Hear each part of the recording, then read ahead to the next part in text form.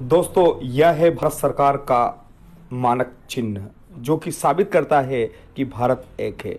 और दोस्तों, भारत में है सरकारी नौकरियां, लेकिन अब सरकारी नौकरियां किन्हें मिलेगी, आइए समझते हैं।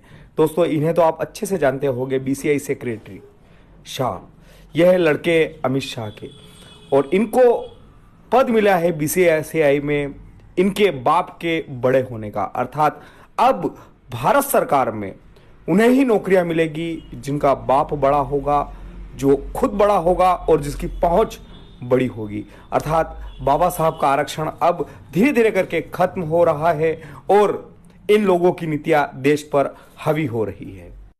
आरएसएस का शुरू से ही कहना है कि भारत सरकार में जो भी नौकरियां हो, उन नौकरियों पर जो पद भरे जाएंगे वो पद आर्थिक आधार पर, जातिगत आधार पर नहीं होगा, अर्थात प्रतिभा के आधार पर। तो अब इस जय शाह को बीसीआईसी का सेक्रेटरी बनाएगा।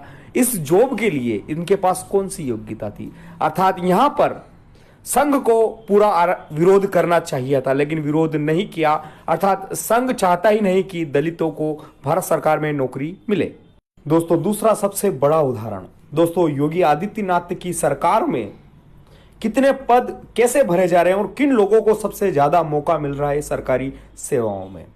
अर्थात हम कह सकते हैं कि ये लोग हमें पद देना ही नहीं चाहते, हमें बराबर बैठाना ही नहीं चाहते। और इसका सबसे बड़ा प्रमाण है सचिवालयों में आरक्षण खत्म करके जो भी भर्तियां की गई है वो सभी सवर्ण है।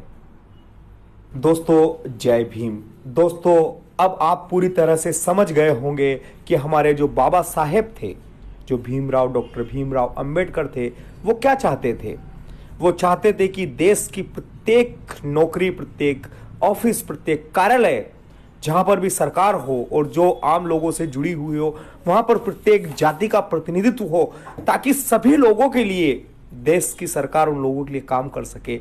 लेकिन मनुवादी सरकार ऐसा नहीं चाहती दोस्तों।